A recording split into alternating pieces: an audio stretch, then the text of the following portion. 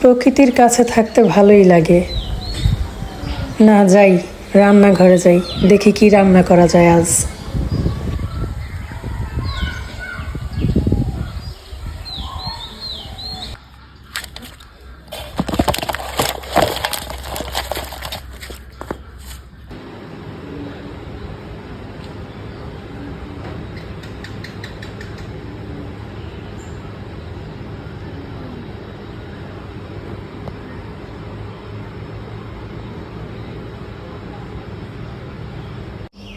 আসসালামু আলাইকুম। দেখতে পেলেন আজকে কিছু শিং মাছ এবং কই মাছ কিনে নিয়ে আসা হয়েছে। এগুলো নাকি বিলের মাছ, নিশ্চয়ই এগুলো খুব স্বাদের হবে। তো আমি এখান থেকে শিং মাছগুলো দিয়ে আজকে একটি রেসিপি করব, শিং মাছের কষা করব। তো আমি একটু ভিন্নভাবে আজকে শিং মাছের কষা করে দেখাবো। তো আমার শিং মাছের কষা করার জন্য লাগবে পেঁয়াজ কুচি, একটা আলু ফালি করে কেটে নিয়েছি, 2টা ছোট সাইজের টমেটো ফালি করে কেটে নিয়েছি। এই তো কড়াইতে পরিমাণ মতো তেল দিয়ে দিয়েছি।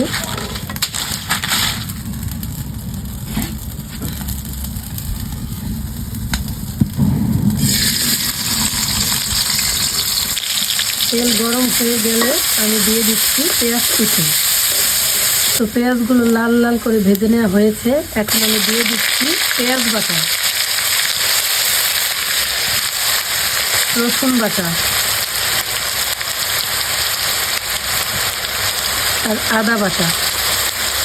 এখন এগুলো খুব ভালো করে কষিয়ে নেব। দিলাম পরিমাণ মতো লবণ।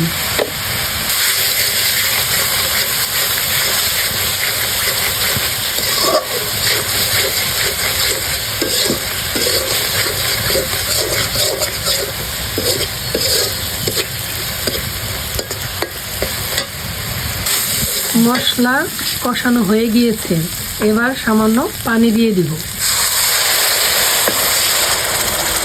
দিয়ে দিচ্ছি পরিমাণ মতো হলুদের গুঁড়া, 1 চামচ পরিমাণ মরিচের গুঁড়া, দিয়ে দিচ্ছি ওই কাঁচা মরিচের ফালি এবং সামান্য পেঁয়াজ কুচি। কষানো মশলার মধ্যে এবার মাছগুলো দিয়ে দিচ্ছি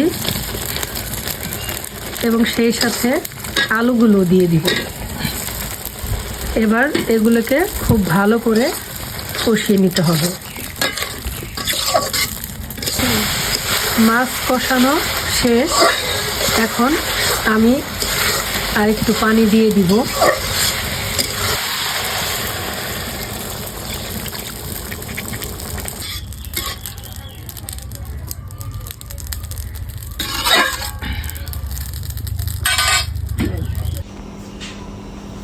টমেটোর ফালিগুলো দিয়ে দিলাম।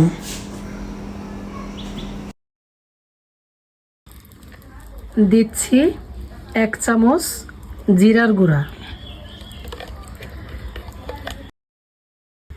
1 চামচ ধনিয়ার গুঁড়া। এখন আমি একটু ঢেকে দিব কিছুক্ষণের জন্য। মাছ ওদিকে কষানো হচ্ছে আর এই দিকে চলে আসলাম আমি লেবু পাড়তে। আমাদের গাছে দেখুন কত সুন্দর লেবু হয়েছে, কাগজি লেবু, এগুলা দেশি লেবু।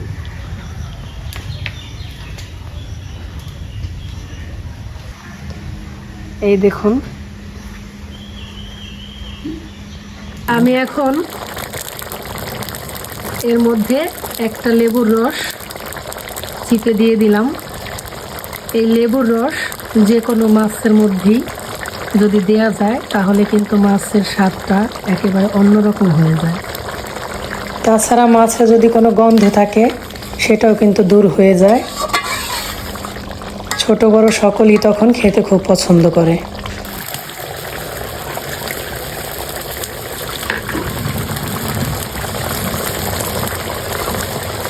প্রত্যেকের রান্নার ধরনই আলাদা। তো সেজন্য যে কেউই আমাকে আপনাদের মূল্যবান পরামর্শ দিতে পারেন কিভাবে আরও রান্নাটাকে ভালো করা যায়, খাবারটাকে আরও বেশি সুস্বাদু করা যায় সেটি অবশ্যই আমাকে কমেন্ট সেকশনে জানাবেন। হয়ে গেল মজাদার শিং মাছের কষা। আমার তো দেখেই ভীষণ খেতে লোভ হচ্ছে।